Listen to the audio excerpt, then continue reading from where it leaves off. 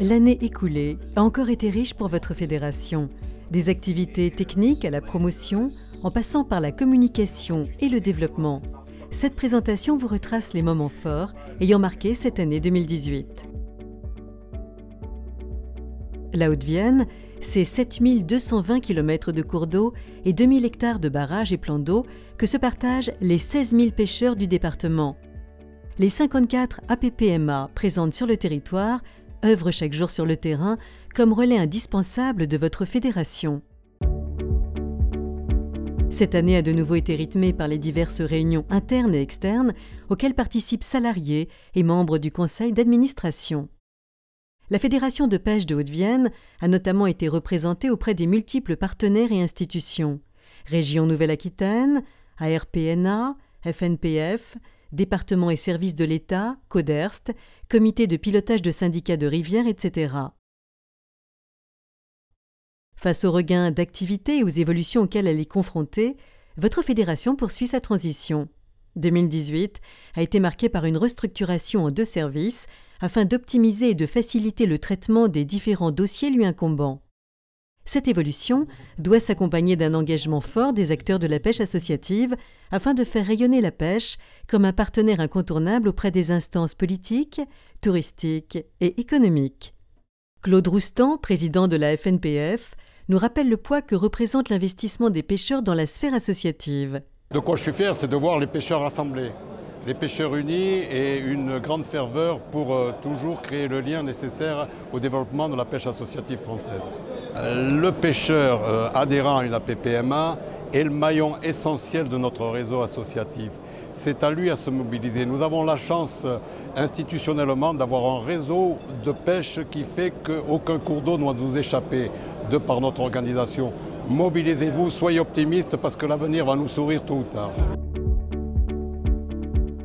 Les réalisations techniques représentent une part importante des actions de notre structure. Comme tous les ans, de nombreuses pêches électriques d'inventaire réalisées grâce au soutien des bénévoles des APPMA ont permis d'alimenter les diagnostics par l'intermédiaire des CTMA au sein desquels intervient la fédération. De nombreux travaux de restauration des milieux sont également réalisés dans le cadre des différents CTMA.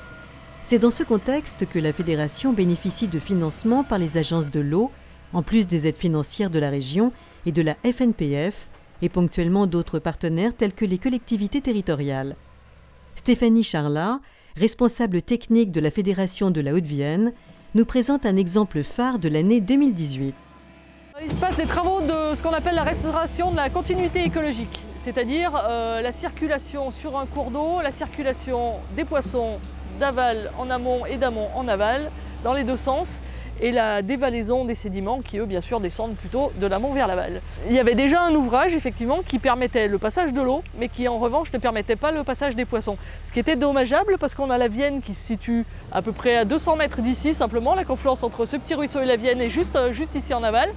Et donc, tous les géniteurs de la Vienne qui auraient souhaité frayer dans ce ruisseau ne pouvaient pas le faire parce qu'ils étaient bloqués ici, au pied de l'ouvrage, de l'ancien ouvrage. Très concrètement, l'espèce cible de ces travaux, c'est vraiment la truite et la truite fario. Donc c'est vraiment le poisson emblématique de ce secteur du département, hein, les contreforts du plateau de Millevaches, et puis le poisson emblématique de la rivière Vienne qui se trouve en aval, un poisson qui, encore une fois, a besoin vraiment de se déplacer et de trouver hors de sa zone d'alimentation, c'est-à-dire dans des gabarits moyens, voire des gabarits importants de cours d'eau, les plus petits gabarits lors de sa reproduction.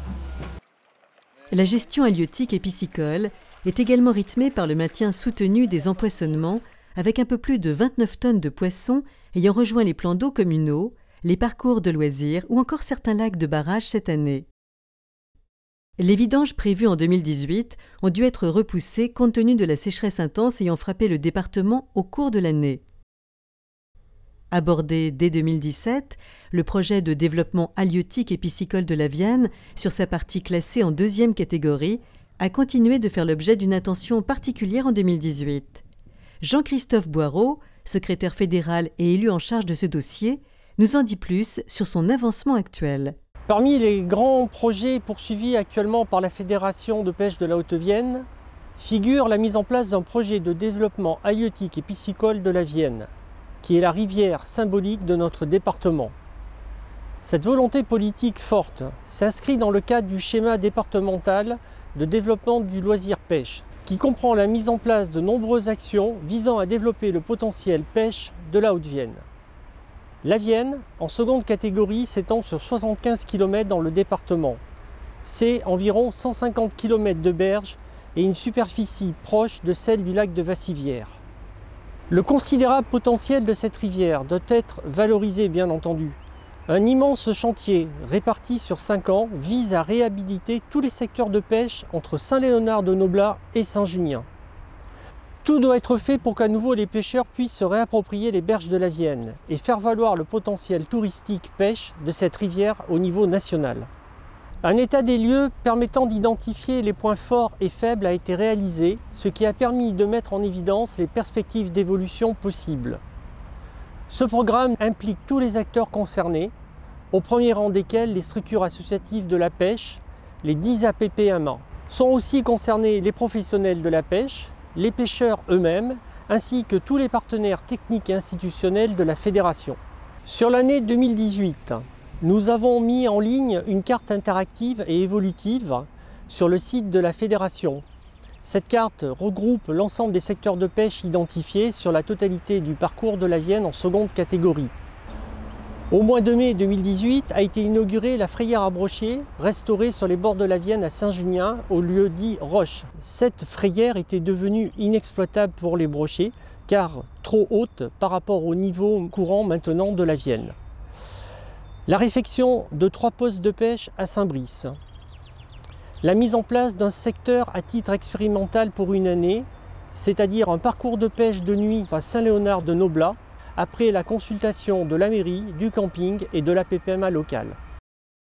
L'un des grands dossiers ayant ponctué les activités techniques durant cette année est la continuité du plan de développement du lac de Saint-Pardoux. Daniel Eudenbach, premier vice-président de la fédération, et Mathieu David, technicien de la Fédération de la Haute-Vienne, nous donnent plus de détails sur son objet et les réalisations de l'année. Dans le cadre de la politique de développement du tourisme pêche, le plan de gestion halieutique et piscicole du lac de Saint-Pardoux propose de nombreuses actions et aménagements qui seront mis en œuvre lors de plans annuels sur 9 années, de 2017 à 2025, comme le prévoit la convention signée entre le Conseil départemental et la Fédération de pêche 87. L'enveloppe financière consacrée sera répartie entre les empoisonnements et les différents aménagements halieutiques et piscicoles.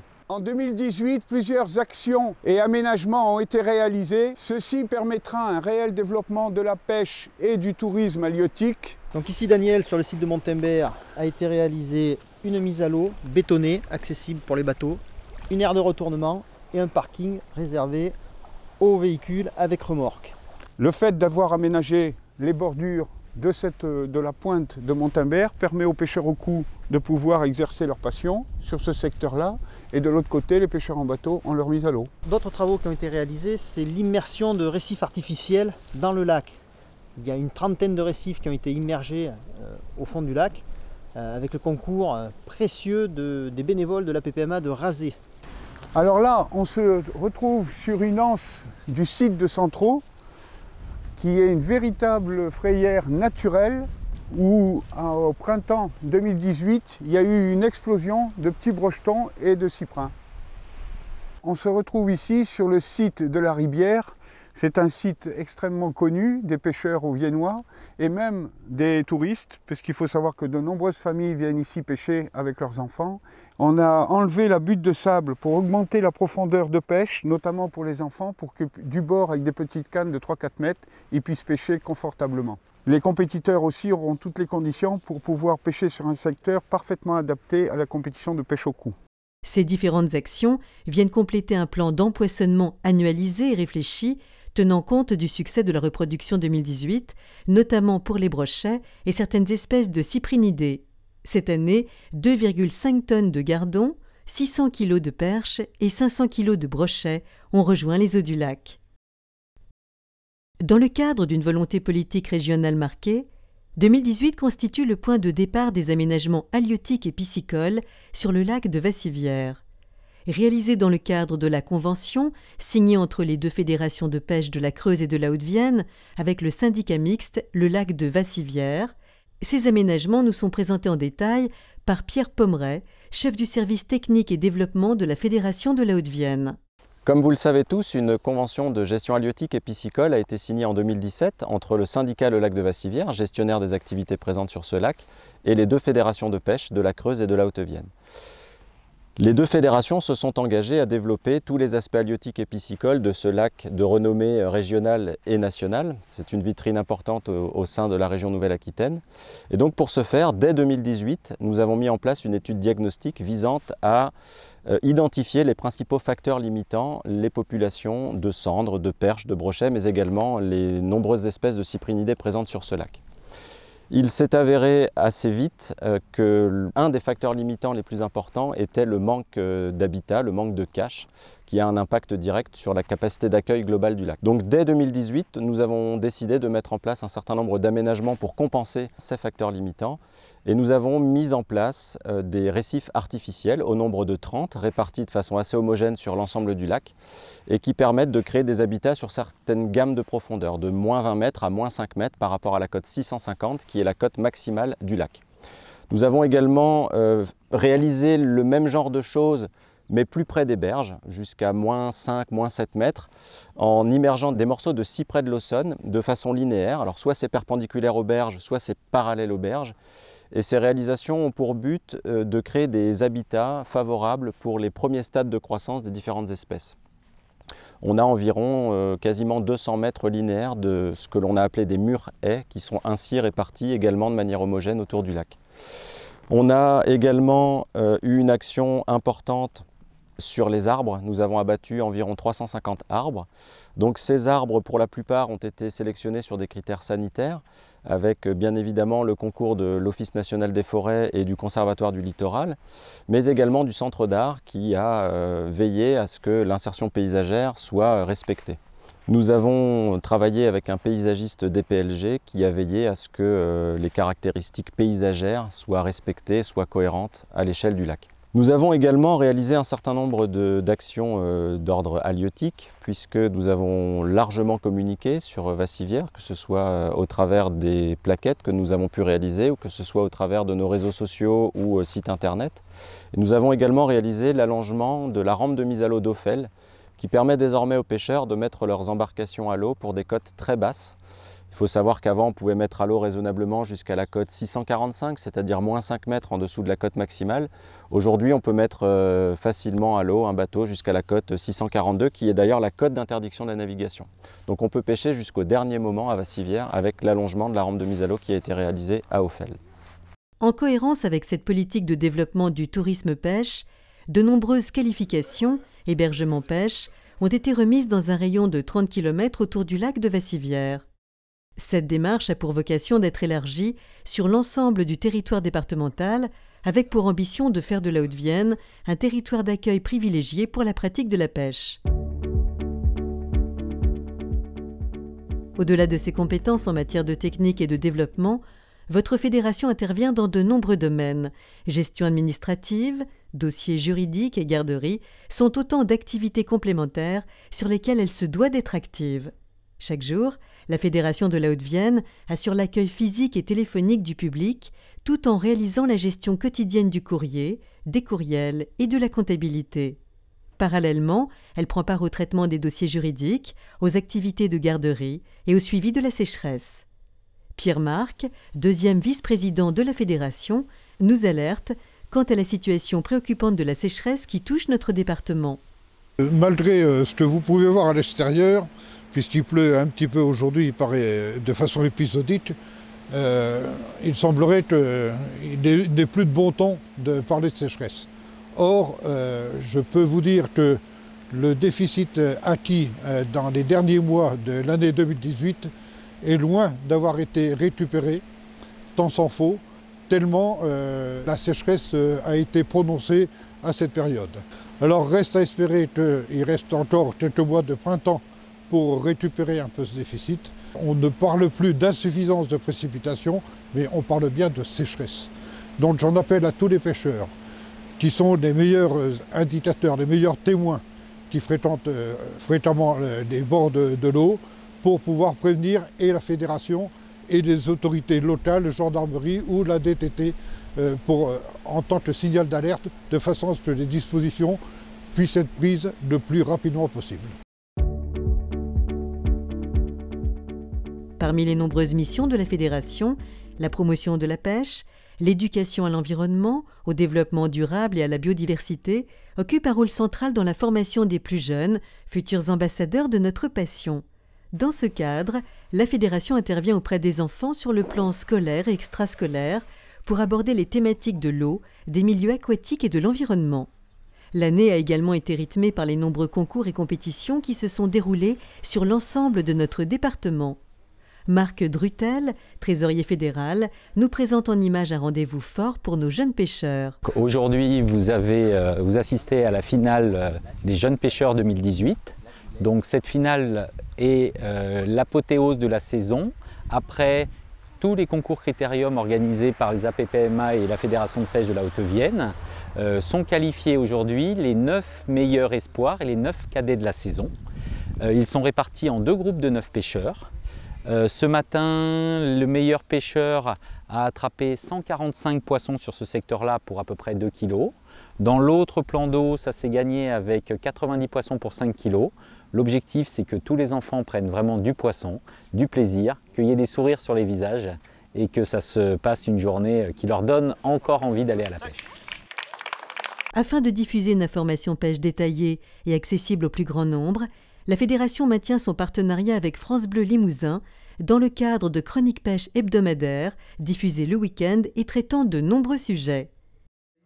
Afin de mettre en musique l'ensemble de ces activités, votre fédération s'efforce de développer l'ensemble des canaux de communication active et passive à sa disposition.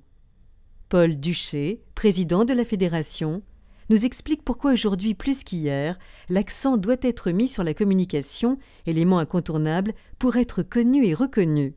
Ce bilan d'activité nous montre que nous savons faire, ça montre que nous faisons, mais il faut également, vous le savez bien, chers amis, il faut le faire savoir. Donc ces dernières années, nous avons mis l'accent sur la communication institutionnelle auprès de tous nos partenaires ici présents, et cela a permis d'installer durablement la Fédération de pêche de la Haute-Vienne dans le paysage institutionnel du monde associatif. En 2018, nous avons mis un accent très important sur la communication interne envers les pêcheurs, envers vous.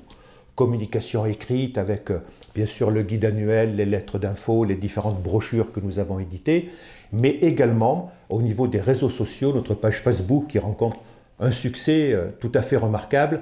Pour ne rien vous cacher, j'étais un petit peu réservé au départ, mais force est de constater qu'effectivement les réseaux sociaux, c'est une communication d'avenir. Et puis les années qui viennent, et dès cette année, dès 2019, nous allons pouvoir travailler à une communication externe tournée vers les non-pêcheurs. Effectivement, il y a dans notre magnifique département des gens qui ne vont pas à la pêche et qui, je suis persuadé, mériteraient de découvrir nos rivières. La présence sur les salons pêche est une vitrine considérable pour les activités de la Fédération auprès de ses divers partenaires. Cette participation permet par exemple des retours d'expérience de professionnels de la pêche relatifs à notre territoire. Rémi Castin, directeur des programmes de la chaîne Seasons, en profite pour nous parler de sa découverte de la Haute-Vienne dans le cadre d'un tournage au cours de l'année.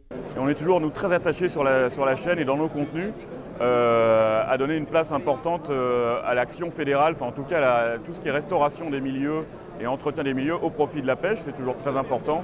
Et en ça, les fédérations sont un partenaire majeur pour nous dans nos programmes. Alors je peux donner un éclairage un petit peu particulier à la fédération de Haute-Vienne, qui a toujours répondu présent. Quand on a besoin des gens, c'est toujours agréable d'avoir une fédération qui est proactive comme celle de Haute-Vienne. On a pu récemment aller avec Pierre visiter la ville de Limoges et ses belles rives. Et puis surtout, on a pu faire Vassivière, qui est un exemple de gestion, alors de co-gestion, d'après ce qu'on a compris avec la fédération de la Creuse. Mais enfin, tout ça participe d'un bel élan et on est ravis de pouvoir mettre vos travaux en lumière au travers de nos programmes. Ces salons sont aussi l'occasion pour vos élus de rencontrer et d'échanger avec l'ensemble des acteurs du monde de la pêche. Jean-Christophe Boireau, secrétaire fédéral et élu en charge de ce dossier, nous en précise l'importance. La Fédération de pêche de la Haute-Vienne est présente sur le salon de Cournon parce qu'il s'agit d'un événement majeur au niveau de la pêche et nous sommes présents depuis des décennies sur ce salon, tout simplement parce qu'ici les pêcheurs parlent aux pêcheurs. Nous sommes maintenant intégrés dans l'association régionale de pêche de la Nouvelle-Aquitaine et la structuration des fédérations au sein de regroupements a permis de mettre en place un stand commun de 900 mètres carrés. Le salon, l'année dernière, a accueilli près de 26 000 pêcheurs. Donc cette année, comme tous les ans, il va être en augmentation. C'est un endroit où les fabricants de matériel, les fédérations, les associations œuvrant dans la protection de l'environnement, les syndicats d'initiative sont présents. Et c'est un endroit de regroupement qui permet des échanges. À travers ces quelques exemples qui viennent de vous être présentés, vous avez pu voir l'ensemble des réalisations de votre fédération qui se retrouve dans le document écrit qui vous a été remis tout à l'heure et que je vous engage à lire attentivement et surtout à faire circuler au sein de vos conseils d'administration. Vous le savez, nos missions se résument à 3 têtes de chapitre que sont la protection des milieux aquatiques, le développement du loisir pêche et l'éducation à l'environnement et au développement durable. Bien sûr, tout ce travail ne peut être fait qu'avec une équipe de collaborateurs compétents et dévoués. Et je voudrais remercier l'ensemble des salariés de la fédération qui ont travaillé en 2018 dans des conditions un peu particulières, vous le savez, puisqu'il s'agissait de restructurer nos services.